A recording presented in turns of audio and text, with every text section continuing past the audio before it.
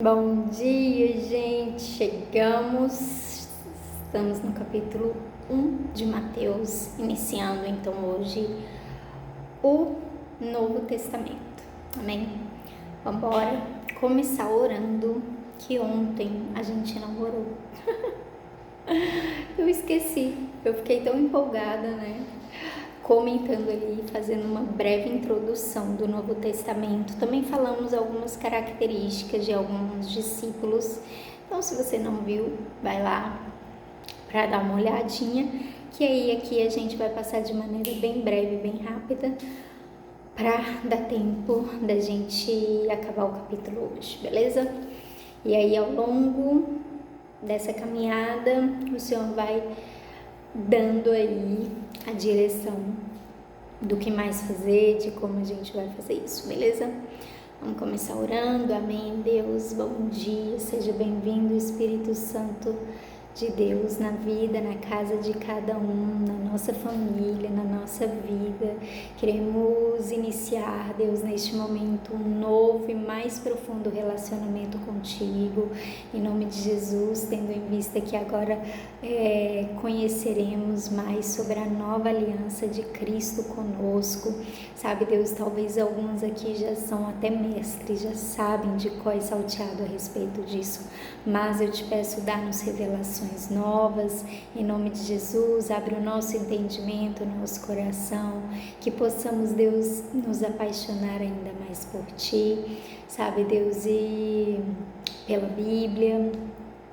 E é isso, Deus, nos ajuda, seja com a minha vida, com a minha voz, com a minha boca, com os meus pensamentos e com tudo que sair de mim, que não saia se não for da sua vontade, do teu direcionamento, que o teu Espírito Santo, Deus, inunde cada lar, cada casa, cada carro, cada lugar onde este vídeo chegar, em nome de Jesus, Deus, e que o teu amor, sabe, Deus, seja confirmado e selado no nosso coração, e o nosso amor por Ti também, nos céus e na terra. Aquilo que nós ligamos aqui no céu, que seja ligado aqui na terra, que seja ligado no céu. É o que nós oramos e te pedimos em nome de Jesus. Amém? Bora. Então, eu queria começar falando brevemente sobre Mateus. Por quê? Porque o primeiro capítulo dele vai ser exatamente essa, como é que se diz? Isso que ele traz, né? Esse ponto-chave que ele traz, esse ponto de virada, que é o quê? Pessoas improváveis, pessoas que eram a escória, que ninguém dava nada, foram escolhidas por Cristo e participaram ali do que Deus estava fazendo. Então, Mateus, de cara, ele vai chamar nossa atenção para isso. Vamos ver como.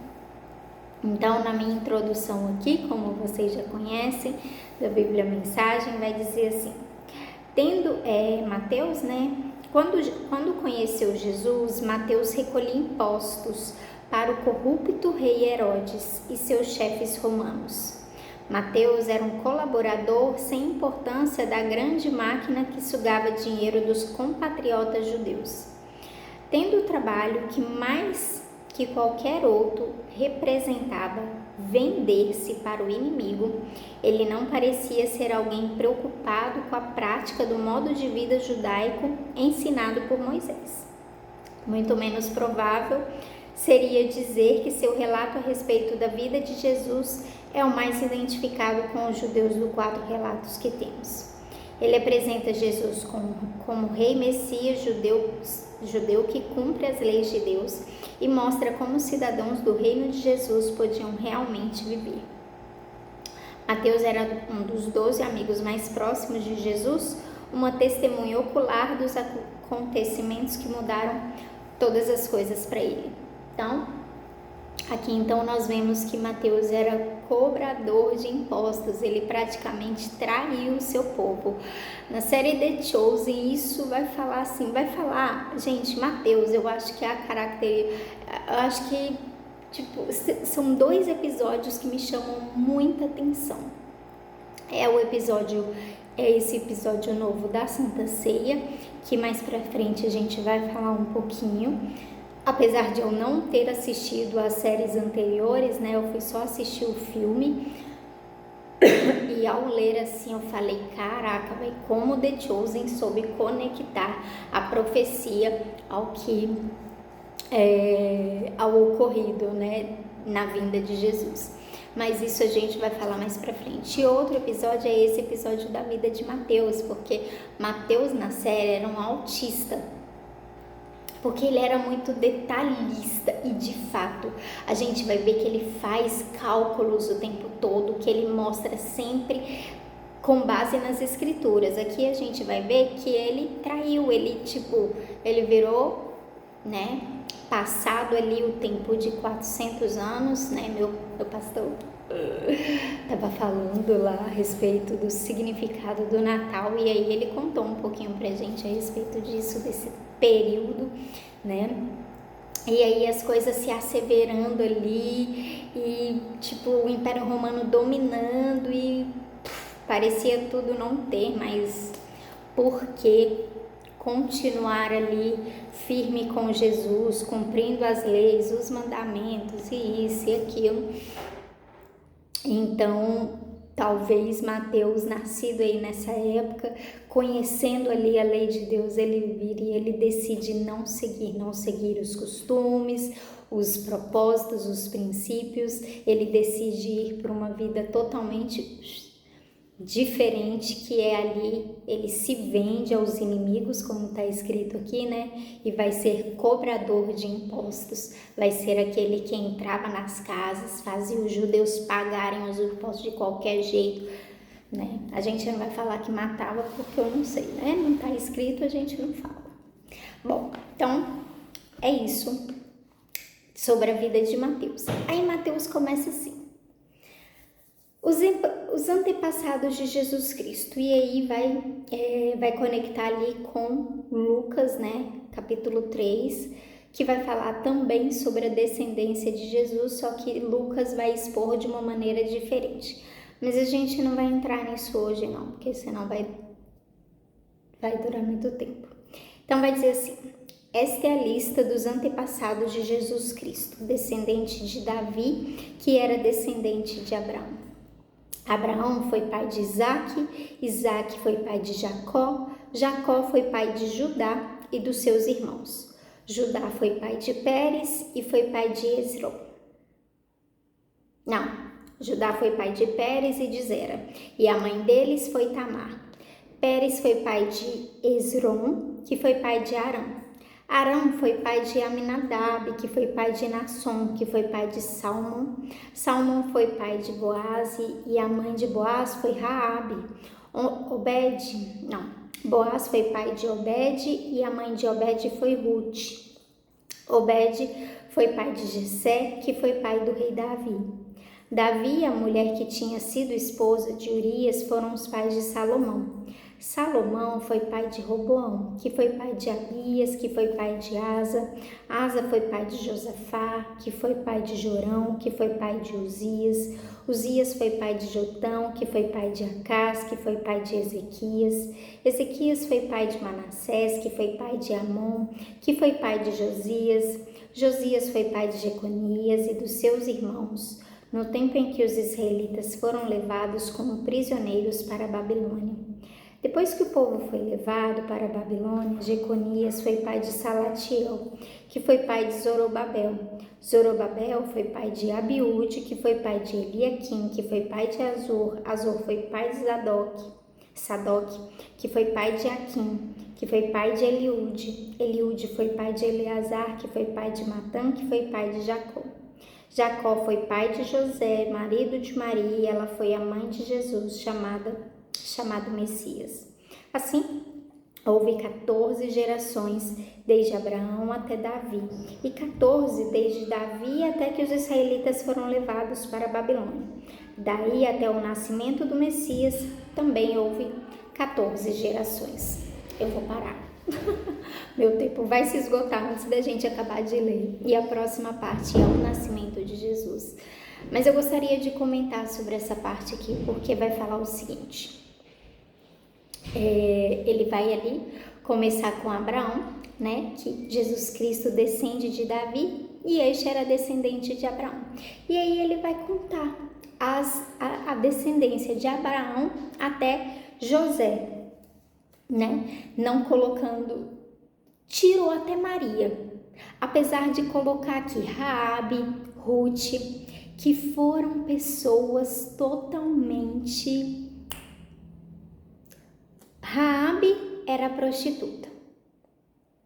Ela não tinha nada a ver com o povo de Deus. Não sei se vocês se lembram, mas Raabe foi aquela mulher onde os israelitas adentraram ali ai meu Deus, socorro, Jericó, e ela topou esconder alguns israelitas e falou: lembra de mim, eu sei que o Deus de vocês deu essa cidade para vocês, e por favor, lembra de mim, da minha família.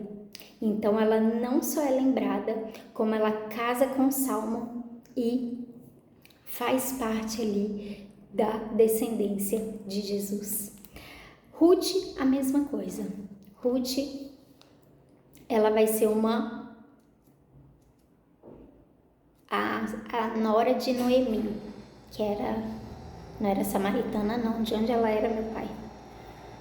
Enfim, ela era também de outra descendência, Moabita, né? Eu não lembro. Enfim, ela era de outra descendência, ela não poderia entrar nessa linhagem.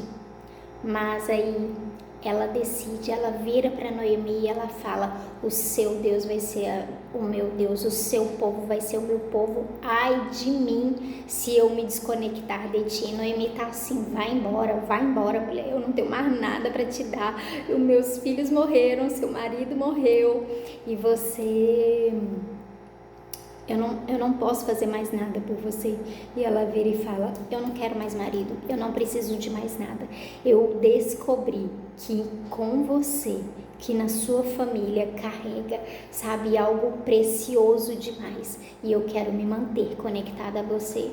Então, Noemi, amargurada, continua com Ruth.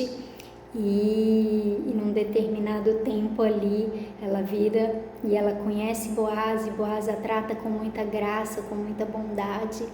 E aí Noemi vê ali a chance, a oportunidade de Ruth casar novamente. E assim acontece, e eles têm um filho chamado Obed, e Obed vai ser o pai de Jessé, que vai ser o pai de Davi, ou seja, Obed é o avô de Davi. Então, mais uma vez, alguém que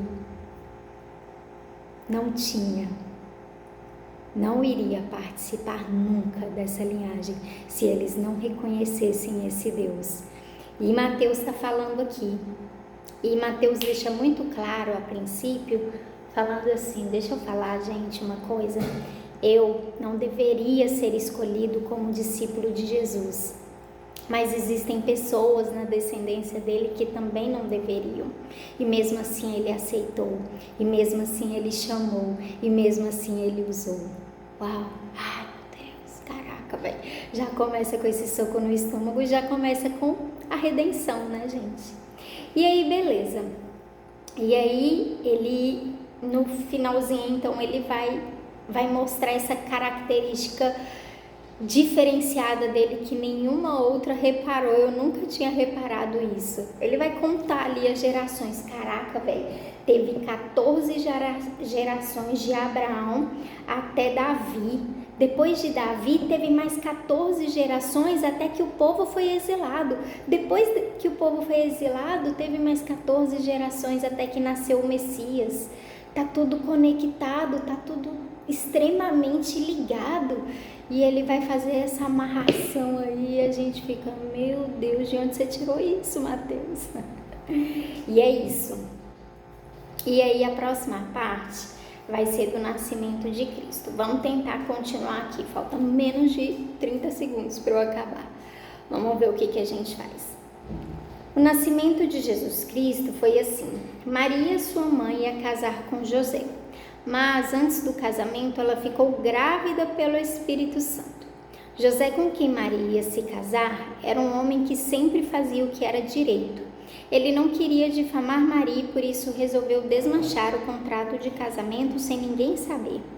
Enquanto José estava pensando nisso, um anjo do Senhor apareceu a ele num sonho e disse: José, descendente de Davi, não tenha medo de receber Maria como sua esposa, pois ela está grávida pelo Espírito Santo. Ela terá um menino e você porá nele o nome de Jesus, pois ele salvará o seu povo dos pecados deles. Tudo isso aconteceu para se cumprir o que o Senhor tinha dito por meio do profeta. A virgem ficará grávida e terá um filho que receberá o nome de Emanuel. Emanuel quer dizer Deus está conosco. Quando José acordou, fez o que o anjo do Senhor havia mandado e casou com Maria. Porém, não teve relações com ela até que a criança nasceu. E José pôs no menino o nome de Jesus. Eu não vou, tentar comentar essa parte, mas eu vou colocar aqui uma legenda. Beleza? Deus abençoe, gente. Tchau, tchau.